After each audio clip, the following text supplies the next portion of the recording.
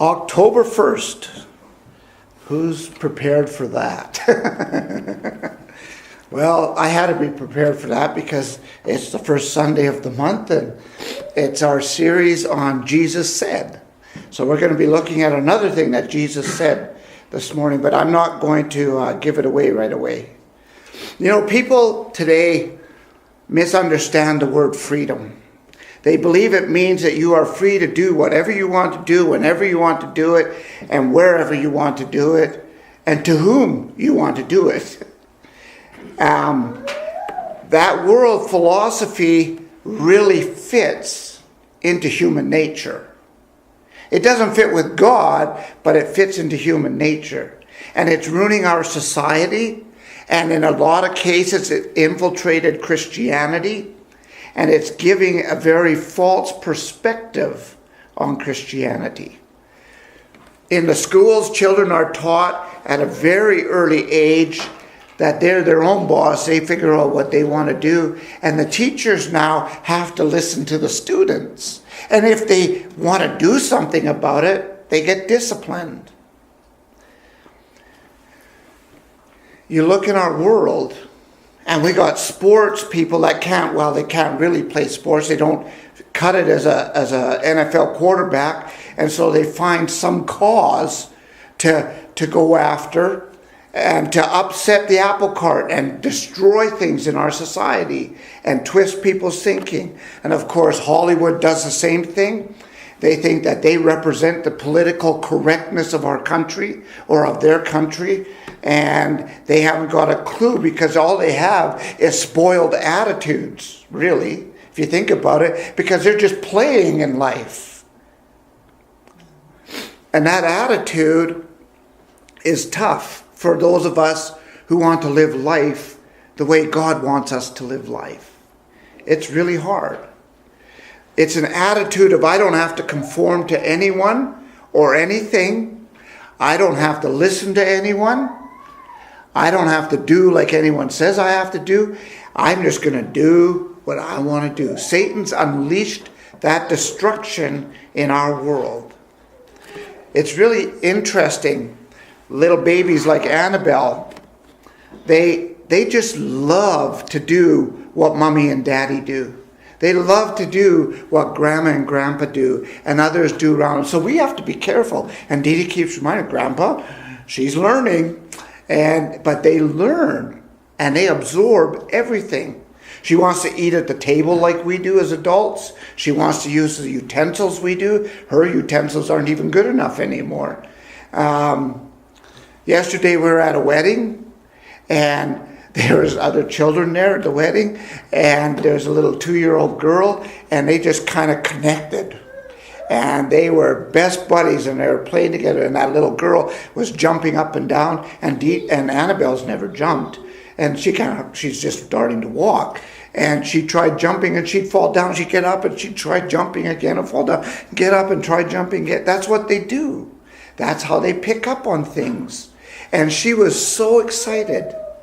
They get excited because that's a huge part of their life. But the sweetest thing is that she wants to do it. You get the difference? It's not like, I don't want to do that. I don't have to do that. She is pure and innocent yet, and she wants to do what Daddy and Mommy are doing. She wants to do what Grandpa and Grandma are doing. And she doesn't know any difference. And so she's learning, and she's doing it. And the look of satisfaction on her face when she does it, and the joy she expresses when she does it. And you go, wow, that's really cool. You know, she's accomplished that and she feels good about herself because she's done it just like Mommy does it. But then as we grow up in life changes. Have you noticed that? The world kind of robs us of that. And they start teaching us that you're your own person and you just go do what you want to do and you don't have to listen to other people and you don't have to do like other people and you don't have to this and you don't have to do that. And I would hate to be a police officer today. You have no rights. People have all the rights against you. It's terrible. But as a Christian, you will notice that God takes you right back to that childlike life. And he says, just learn from your father what he wants you to do. Just learn from his son what he wants you to do. And do that. It's interesting because when I grew up, I wanted my dad to be happy. And in that era that I grew up, and I'm not going to say because it's dating me, but when we grew up, we didn't rebel against our parents. Well, we did a little bit, but we didn't rebel like people do today. We wanted to please them, and we wanted them to be happy. And so we tried doing what they wanted us to do. And my dad never really wanted me to do anything bad or wicked. But some of the examples he set weren't always the best. But I remember the feeling when I did something and my dad put his arm around me and said, "Very good, son." And you think, whoa, you got goosebumps and you're all excited and happy because Dad was happy. And it kind of works the same way with God. That's what God's like with us. Remember, Jesus says, he's going to say, "Well done, good and faithful servant." He's going to put his arm around you and say, "Well done." And you know what that's going to feel like when he does that?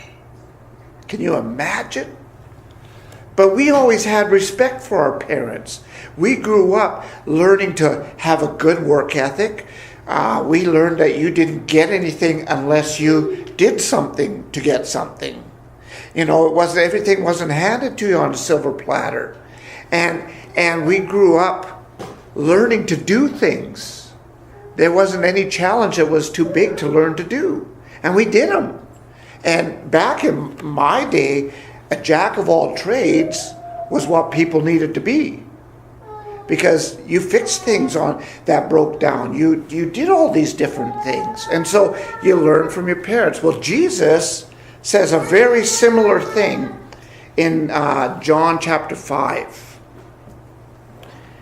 Jesus in John chapter 5 has healed a man who was an invalid for 38 years. And that's our Bible study for this coming Thursday. And he said, and it happened to be on the Sabbath day. Now, if you know what's going on in the Bible and the Jews, you know that it was taboo to work on the Sabbath day. And Jesus healed this guy, and the Pharisees are saying, "That's work. You're working on the Sabbath day, and you're not supposed to. We got laws. If you wanted to do that, you should have walked 3/4 of a mile to his house, and then maybe done that, and then walked another 3/4 of a mile. But that's okay. But to heal this guy, taboo." And so they sought to kill Jesus. They wanted to kill him because Jesus said, "My Father's worked up till now, and I'm going to work." And they said, "Oh, he makes himself equal with God." And so in verse 19 it says, Jesus says to them, "Listen, the Son can do nothing of his own accord, but only what he sees the Father doing." Is that childlike kind of learning thing, right? Only what he sees the Father doing. For whatever the Father does, the Son does likewise. Okay. And then he goes on to say, and out of the love, the Father shows the Son all that he is doing. So the Father's love is involved in that. And then he says, greater works are coming still. And the Father raises the dead, and the Son likewise gives life to whom he will. I want you to see that Jesus' message, Jesus' basis for everything, first of all, was the Father's love for him and his love for the Father, which produced a mutual respect and a reverence for his Father. That love was the Father's to the Son and the Son's to the Father. And from that, the Son did likewise to what the Father was doing. So that says a couple of things to us. One, it says if you really see what Jesus was doing and what he is doing, you know that's what God's doing. If God the Father came to earth, he would look no different in his actions than Jesus did. That's pretty neat, because Jesus did what the Father does. And so you look at that relationship and you say, okay, so what does that have to do with us? Well, in case you missed it, Jesus doesn't leave that up to our imaginations. He gives us some very specific instructions on how we are to live as well. If you look in Luke chapter 10, and you can turn there, I'm going to be there for a little bit. It's the parable of the Good Samaritan. And this is where two highly religious people, a high priest or a priest, and then a Levite, both come upon this man that has been injured by robbers. Okay, so he's laying there and he's likely bleeding, and he obviously by the end of the parable we'll find out that he couldn't move himself and couldn't help himself a lot. He was so wounded, beat up, whatever, maybe stabbed, I don't know, but he was really wounded. And these highly religious people come by and they go, whoop, and they go like this and they walk around him on the other side of the street. First the priest, and then the Levite. Now, if you remember who the priest and the Levite were, they were God's servants to the people. And they're really neglecting their duty in doing this. And so they do that, and then along comes this commoner. Who likes commoners here? Yeah, I like to see hands say yes to that. And along comes this commoner. And he is a guy that this priest and this Levite would condemn because he's unsavable. He's a Samaritan. You know who they were? They were the Jews mixed with those of Samaria. And they weren't supposed to do that. And so he's a Samaritan. And he sees this injured man. And I mean, he gives him a lift to town. He pays his rental for 2 nights at the hotel or 3 nights, whatever it would take. He pays for everything it's going to cost for his medical bills. And then he says to the guy at the desk, and I'm coming back through here in a couple days again. I'm coming back. And if there's any additional costs, don't put it on him. Put it on me. I'll get it. I'm good for my word. And at that time, that your word meant everything. And so this innkeeper or this doctor or whatever was looking after this guy, he knew that. Now in our society today, we're amazed when someone does this. I mean, that's a true blue hero, right? I mean, they get accolades and all of this stuff. You notice God expects his children to do that? He's not a hero. That's how life is supposed to go. Jesus was not immune to the tricks and the games of the prince of this world. So a lawyer comes to him, one of those guys that make the laws to break the laws, to shift them, to find the loopholes and the plays on words and all of that stuff. And he comes to Jesus and he wants to question Jesus. But it's to set Jesus up, he thinks. And he's a crafty guy. So he comes and he tests Jesus. He says, "Teacher, what must I do to inherit eternal life?" And of course, Jesus tells him, treat your neighbor as yourself, or love your neighbor as yourself, and all of these things, right? A couple of things. And then he says, "Well, Jesus, who's my neighbor?" Like that guy that just lives across the fence from me? Is that my neighbor? Who's my neighbor, Jesus?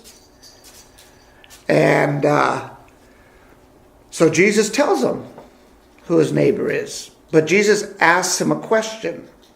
He's got his attention now, and he tells this parable, and he says, who was the true neighbor to the injured man? And the lawyer looks at him and he says, well, that's a no-brainer. The guy that helped them. You see the noose tighten on his neck a little bit. And that's the crux of the matter. Jesus says, you want eternal life? You go and you do likewise.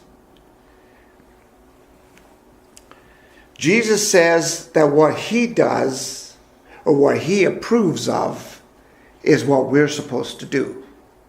And in this case, it's show mercy.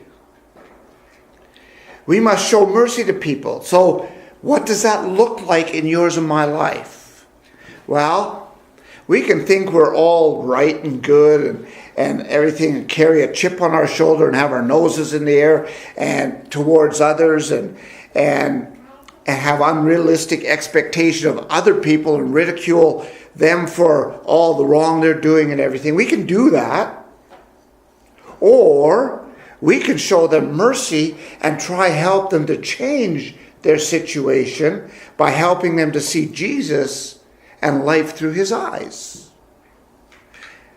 You know, mercy compels us to do something for that person. Unmercifulness causes us to judge them. Really. To get all over their case. We don't have to accept sin. I'm not saying accept sin.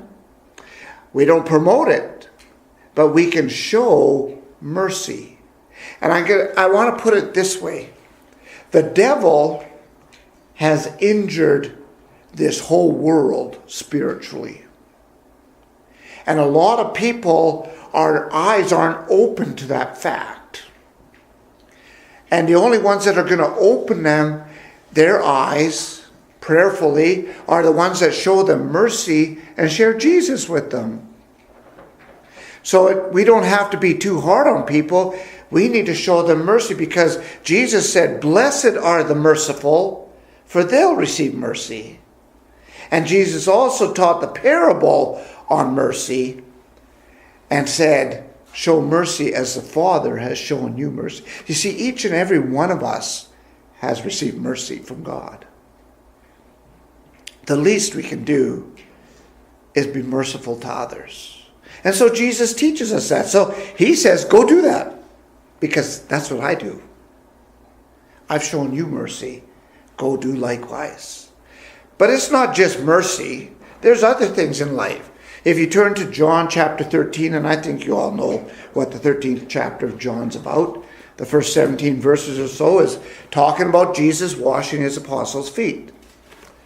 And so I just want you to understand that from John 13 to the end of the Gospel of John is the last week of Jesus' life on this earth. So the first half of the Gospel of John is things he did, but John is really building up to focus on what Jesus' purpose was for coming here and what he did for you and I. And that's what John wants us to know in his Gospel. And so the last, from 13 on to 21, is the last week of Jesus' life on earth and his resurrection. John says it was before the feast of the Passover when Jesus knew that his hour had come to depart out of this world to the Father. So Jesus had prepared himself for this time. You know, it's like when you plan on doing something, going on a vacation, taking in an event, going to visit somebody, whatever you're doing, you make plans, and then all of a sudden, before you know it, the time's arrived. And Jesus' time had arrived for what he was planning for. And that was to be the sacrifice for sin and to go back to the Father.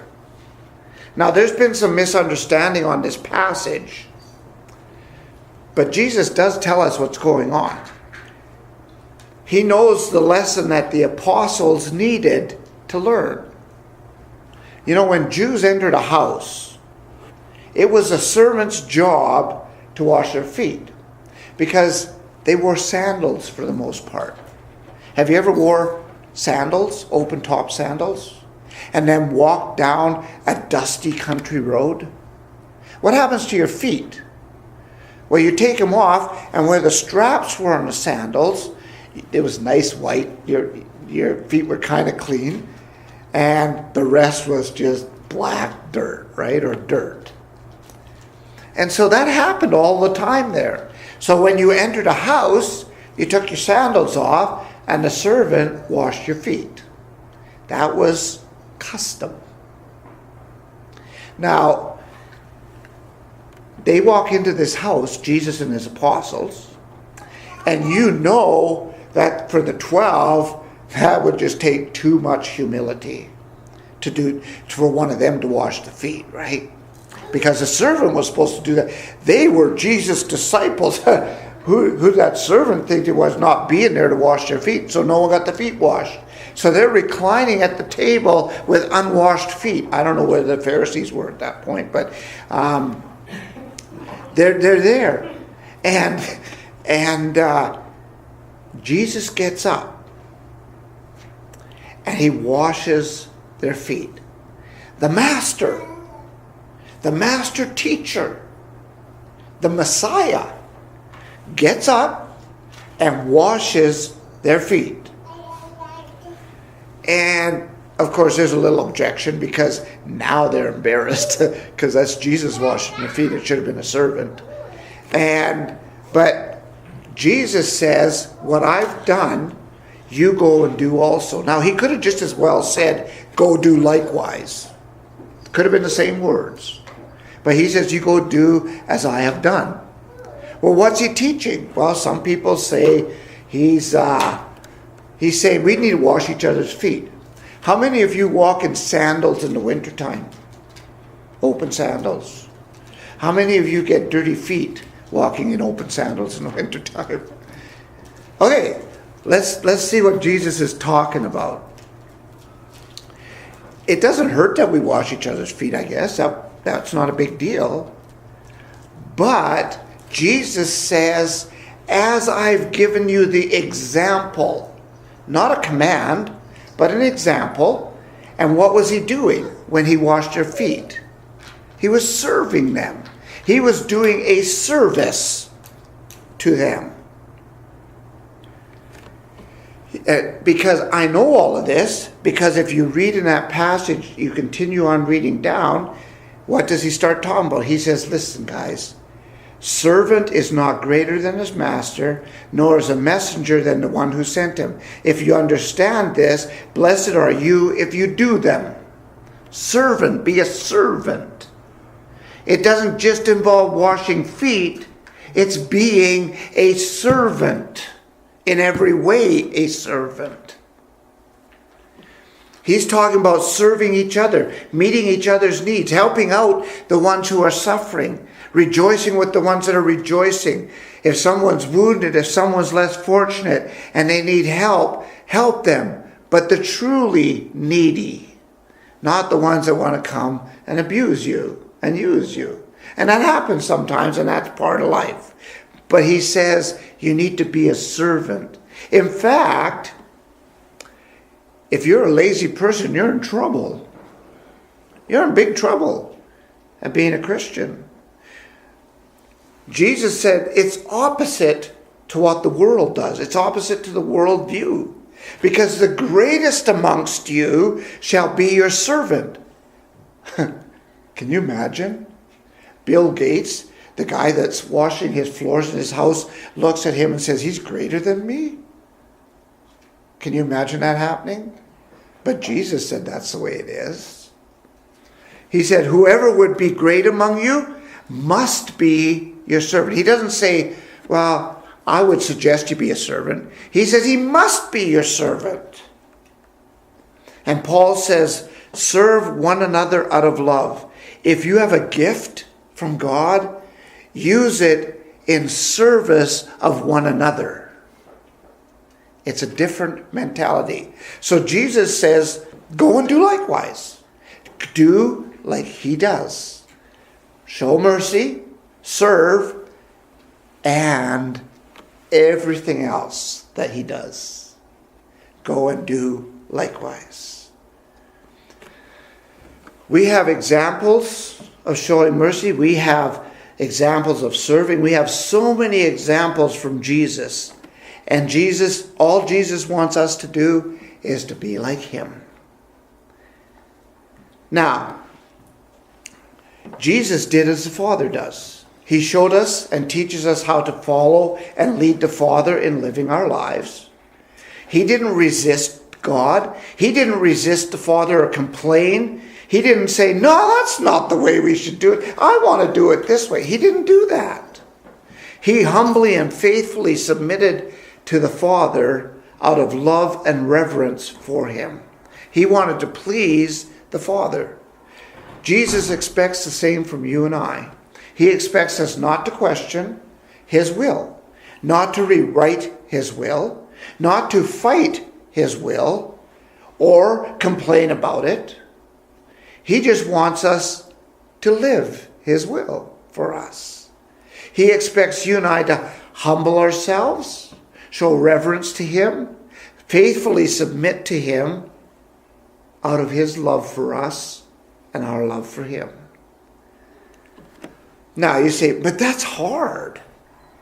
And for people, for adults that have been seasoned by the world, it is very difficult. It's challenging to remember what it is like to have a childlike faith and a childlike obedience. And some people, when they become parents, forget all about what it was like to be a child, and they sometimes aren't very good parents. But people find it hard to go back to being like a child in their Christian walk. And probably the reasons are numerous. Our egos. We think we know so much. We're so wise. We got all this stuff worked out. No. It's really easy. Jesus said it's simple. Humble yourself before the Father. Trust him. Respect him. And love him. And just like a child submits to the parents, you submit to your Father in heaven, to Jesus. It's simple. It's a decision. It's difficult because it's a decision. But there is no other way. It is a privilege for you and I to be a child of the Lord.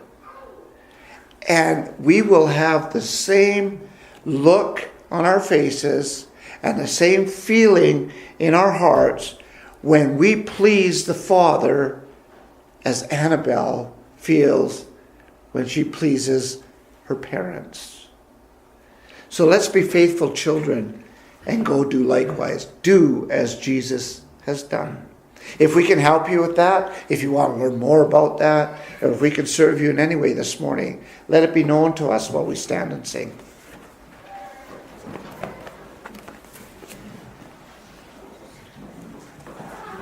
Don't you want to go to that land? Don't you want to go to that land? Don't you want to go to that land where I'm bound, where I'm bound? Don't you want to go to that land? Don't you want to go to that land? Don't you want to go to that land where I'm bound, where I'm bound? Nothing but love in that land, nothing but love in that land, nothing but love in that land where I'm bound, where I'm bound. Nothing but love in that land, nothing but love in that land.